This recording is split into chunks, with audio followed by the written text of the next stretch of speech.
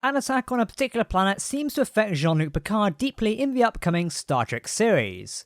So how does the brand new short trek tie into it? Time to warp in and take a look.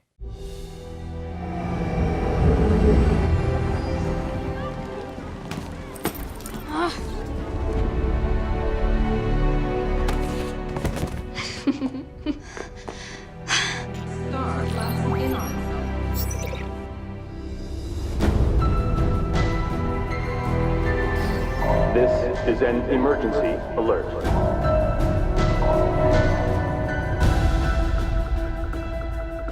Hey everyone, my name is Captain Jack and welcome to Trek Central. Our first brand new Star Trek content of 2020 has arrived and it's in the form of a new short trek. The short, titled Children of Mars, serves as a prequel to the upcoming Star Trek Picard series starting in just 2 weeks, with Sir Patrick Stewart returning as the legendary Jean-Luc Picard. Today we'll be breaking down and analysing the latest short trek adventure to see how it ties into the brand new series and going from there. As a reminder, this video will contain spoilers for today's Star Trek short trek episode, as well as potential spoilers for the plot of Star Trek Picard. You have been warned.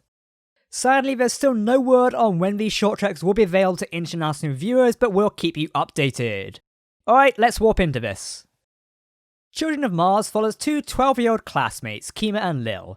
The episode starts with us seeing how different these two children are. They both start their days talking with their parents, who both work on Utopia Planitia in different departments. If you're not sure what or where Utopia Planitia is, let me explain. The shipyards, known as Utopia Planitia Fleet Yards, include dry docks, space stations and design facilities in orbit and on the surface of the planet Mars. Primarily, the facility as a whole serves as Starfleet's key vessel construction and design location in the 24th century. Many well-known Starfleet starships were constructed at these facilities, including the Galaxy-class Enterprise D and the Intrepid-class USS Voyager. The shipyard's facility was also crucial in designing the anti-Borg Starship, the USS Defiant, after Battle of Wolf 359.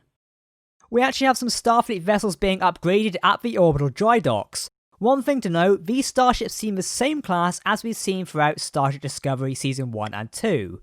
Though I would take that with a pinch of salt, as most likely they're reusing assets for the short trek, but I'll talk more about this later. Back to the short trek story at hand, we can see the following. Kima's mother is loving and shows affection towards her daughter, whereas in stark contrast, Lil's father is too busy working to even visit his daughter. To which Lil cuts off her dad's transmission mid-sentence, showing her apparent frustration towards her father.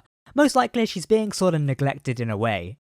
These two girls are children of Mars because both their parents work at Utopia Planitia, which is in orbit of Mars. I don't think the school is actually on the planet, due to the fact that Lil's father cannot spare the time to visit her, so I think the school is most likely situated on Earth or even another Federation world close by. We then start to see an ongoing rivalry between Kima and Lil throughout the episode as they start bullying each other in retaliation. This does escalate to the point of full-on fighting in a school corridor, which has to be broken up by the teachers of the school they attend. What I found particularly interesting is that in the school open area, we see that it's actually First Contact Day. This is a celebration of a day in which humans and Vulcans made first contact, which was April 5th of 2063. So we can fairly presume that this short trek happens on April 5th, but of what year? Possibly 2385, but we certainly do not know the exact date as of yet.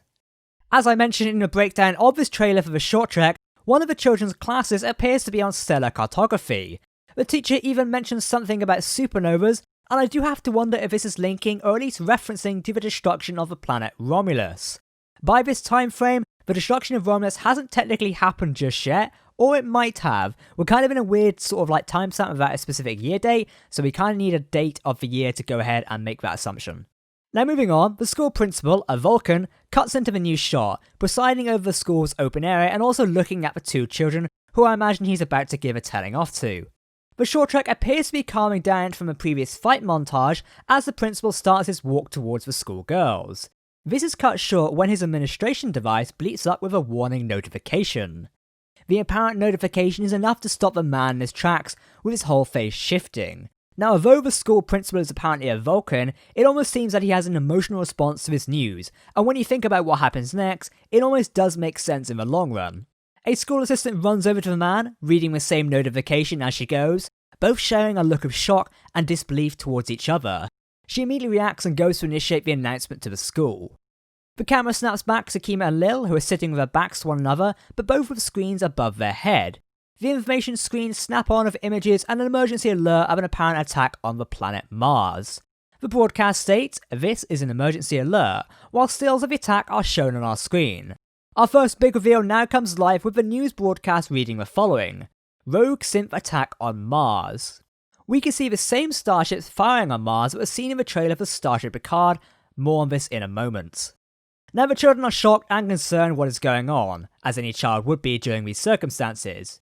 You almost have to put yourself in the world of a child for the moment during this situation. The children, Kima and Lil in this case, have their entire world is the school but also their feud with each other, when in reality, the bigger picture is happening right now, shown as the attack on Mars.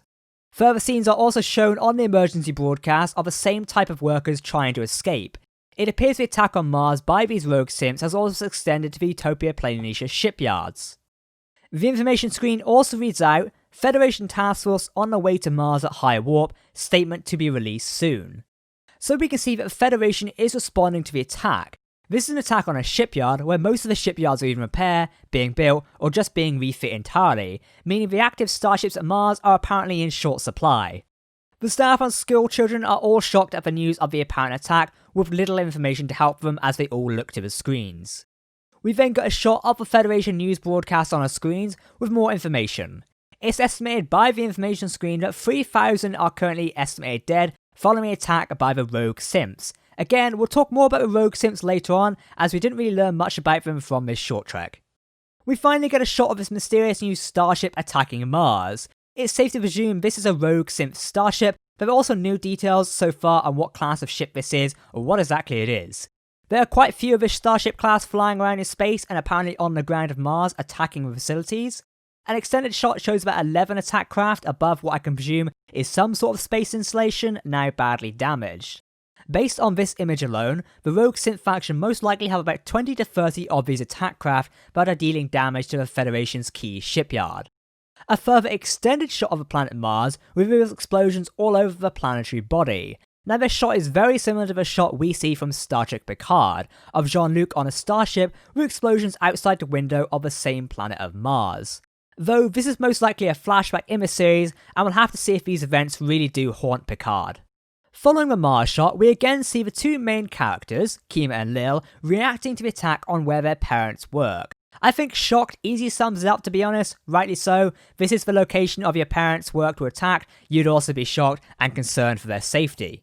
We can also see that the children are thinking about their parents due to the flashback scenes of their communications that morning. An additional shot of Utopia Planitia is shown with the rogue simps attacking what looks to be like a Starfleet orbital facility. The attack on what looks like a smaller Federation starbase is devastating, with the facility exploding as the starships fly by firing their weapons. Following the announcement on the attack by the rogue simps on Mars and Utopia Planitia, we see the information screens pop up with a familiar face. Blink and you might almost miss it, but a picture of Starfleet Admiral Jean-Luc Picard can be seen on the screen before our two key children. Responding to the attack, he is labelled the attack as devastating. It's worth noting that Picard is wearing the same Admiral's uniform we see him wearing in the Starship Picard Countdown comic book by IDW, which does serve as a prequel to the series of Starship Picard and also features the shipyards of Utopia Planitia with Commander Geordi LaForge. Now that comic is set in 2385. Closing shots ensue with the two children putting aside their differences to hold hands in the face of this attack, which is most likely claim the lives of their parents, at least it's very uncertain. The short trek title sequence comes on the screen and it ends there. This is the first short trek to have a title at the end, which is interesting as this is the final short trek. Okay, with the breakdown out of the way, let's talk about how this ties into Star Trek Picard and what we can expect from the story of the series. First off, we know that Children of Mars serves as a prequel to the upcoming Star Trek Picard series, but when exactly is it set? Even though I looked at almost every scene I could find, there is no indication of what year this short trek is set in. There isn't even a star date to go by, but as previously mentioned, the short reveals that it is First Contact Day, so we do have kind of a base point to go off of. To timestamp us even more, seeing Admiral Jean-Luc Picard also gives us a basis of what year this is set in. Picard left Starfleet in 2386. The Countdown comic, which is also a prequel, is set in 2385. I think it's safe to presume that the attack takes place sometime between these two dates. When the third issue comes out on January 29th, we can most likely see more of this and hopefully confirm it. The term synths can possibly mean androids, but it's interesting that they're using the term synth. Maybe this is to distinguish them from androids we know like Data. What is even more interesting is that previous shots of a synth attack on Utopia Planitia in other trailers, we can see the Starfleet Delta on their wings. However, in the scenes of this short trek, they're not visible. This could mean that these ships were in fact created by Starfleet, and the synths themselves could have also been created by Starfleet and have gone rogue. What sticks out even more about the Federation involvement in the creation of the androids is the court hearing from the Next Generation episode, The Measure of a Man. I was looking back on the final decision of this hearing, which was that it is a ruling of this court that Lieutenant Commander Data has a freedom to choose. Now the thing is, this whole hearing started from Commander Maddox wanting to replicate Data to create a legion of androids that could serve at the Federation's command. The court decision has no decision on such thing, only that Data would not have to undergo the procedure to help in the creation of more androids. So the Federation could have been easily continued into trying to replicate androids and could have possibly succeeded, and then faced the consequences when this rogue group of synths attacked. Now, while thinking more about the creation of these possible synths and also the Next Generation episode we mentioned, the court ruling specifically stated that Lieutenant Commander Data would not have to undergo the procedure. However, with Data deceased as of Star Trek Nemesis in 2379, it leaves the door open to the form of his counterpart, B4. B4 was a prototype android that Dr. Noonien Sung created in the 2330s.